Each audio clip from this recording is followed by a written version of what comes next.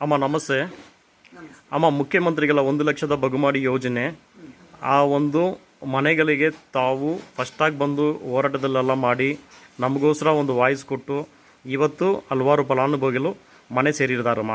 ಆದರೆ ದೊಡ್ಡನಾಗಮಂಗಲದಲ್ಲಿ ನೀರಿನ ಸಮಸ್ಯೆ ಇದೆ.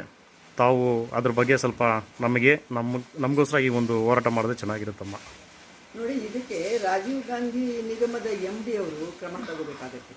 ಈಗ ಮನೆಗಳು ಕೊಡೋದು ಮುಖ್ಯ ಅಲ್ಲ, ಮನೆ ಕೊಡೋದ್ರ ಜೊತೆಗೆ ಮೂಲಭೂತ ಸೌಕರ್ಯ ಇಲ್ಲದಿದ್ರೆ ಜನ ಎಷ್ಟು ಪಾಡ್ಪಡ್ತಾರೆ. ಎಷ್ಟು ಜನ 1,400 ರೂಪಾಯಿ 1,500 ರೂಪಾಯಿ ಕೊಟ್ಟು ಅವರು ನೀರು ಹಾಕಿಸ್ಬೇಕು. ಅದು ಎಷ್ಟು ಕಷ್ಟ ಆಗುತ್ತೆ. ದೊಡ್ಡವರಿಗೆ ಶ್ರೀಮಂತರಿಗೆ ಕಷ್ಟ ಅಂತ, ಅದರಲ್ಲಿ ಆ ಬಡ ಜನಗಳು ತುಂಬ ಇದು ಆಗಲೇಬೇಕು ಬೇಗನೆ. ಈಗ ಹೊಸದಾಗಿ MD ಬಂದಿದ್ದಾರಲ್ವ, ಅವರಾದರೂ ಅದನ್ನು ಈಗಾದರೂ ಅವರು ಪರಿಗಣಿಸಬೇಕು. ಪರಶುರಾಮ್ ಅಂತ, ಬಹುಶಃ ಆ ಪರಶುರಾಮ್ ಅವ್ರಿಗೆ ನಾನು ಈ ಮೂಲಕ ರಿಕ್ವೆಸ್ಟ್ ಮಾಡ್ತೇನೆ, ದಯವಿಟ್ಟು ನೀವು ಮೂಲಭೂತ ಸೌಕರ್ಯ ಒದಗಿಸಿ. ಅವ್ರು ನಿಮ್ಮನ್ನು ನೆನೆಸ್ಕೊಳ್ತಾರೆ.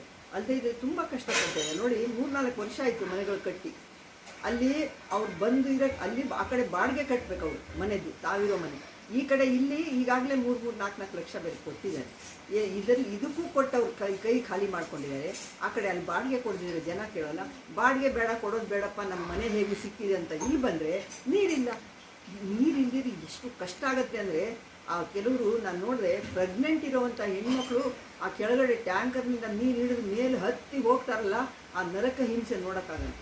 ಆದ್ದರಿಂದ ಅವರಿಗೆ ನೀರಿನ ವ್ಯವಸ್ಥೆ ಮಾಡಿಕೊಟ್ರೆ ನೀವು ಮನೆ ಕೊಟ್ಟಿದ್ದಕ್ಕೂ ಸಾಕಾಗುತ್ತೆ. ಆದ್ದರಿಂದ ನಾನು ಈ ಮೂಲಕ ಒತ್ತಾಯ ಮಾಡ್ತೀನಿ, ಮಾನ್ಯ ವಸತಿ ಸಚಿವರು ಮತ್ತು ಸಂಬಂಧಪಟ್ಟಂಥ ನಿಗಮದವರು, ಆ ನಿಗಮಕ್ಕೆ ಸಂಬಂಧಪಟ್ಟಂಥ ಅಧಿಕಾರಿಗಳು, ಇವರು ಮನಸ್ಸು ಮಾಡಬೇಕು. ಈ ಕೂಡಲೇ ಆ ಜನಗಳಿಗೆ ನೀರು ಕೊಡಬೇಕು. ಒಂದು ವೇಳೆ ನೀರು ಕೊಡದೇ ಇದ್ದರೆ ನಾವಂತೂ ಈಗಾಗಲೇ ನಾವು ಇದರಿಂದ ಇಂಡಿಯನ್ ಫ್ರೀಡಮ್ ಪ್ಯಾಂಥರ್ಸ್ ಈ ಒಂದು ಸಂಘಟನೆ ಇದೆ, ದಯವಿಟ್ಟು ಅಧಿಕಾರಿಗಳು ತಿಳ್ಕೊಬೇಕು. ನಾವು ಸ್ಟ್ರೈಕ್ ಕೊಡ್ತೀವಿ, ಬಂದು ನಿಮ್ಮ ಇದು ಆಫೀಸ್ ಮುಂದೆನೇ ಧರಣಿ ಕೊಡಬೇಕಾಗ್ತದೆ. ಆದ್ದರಿಂದ ಮೇಲೆ ಮನವಿ ಕೊಟ್ಟಿದ್ದಾರೆ ಸಂಘಟನೆಯವರು, ಮತ್ತು ಕೇಳ್ಕೊಳ್ತಾ ಇದ್ದಾರೆ. ದಯವಿಟ್ಟು ಇದನ್ನು ಮಾಡಬೇಕು ಅಂತ ನಾನು ಈ ಮೂಲಕ ಕೇಳ್ಕೊಳ್ತಾ ಇದ್ದೀನಿ. ನಮಸ್ಕಾರ. ಡ್ಯೂಟಿಯಲ್ಲಿ ತಾನೆ.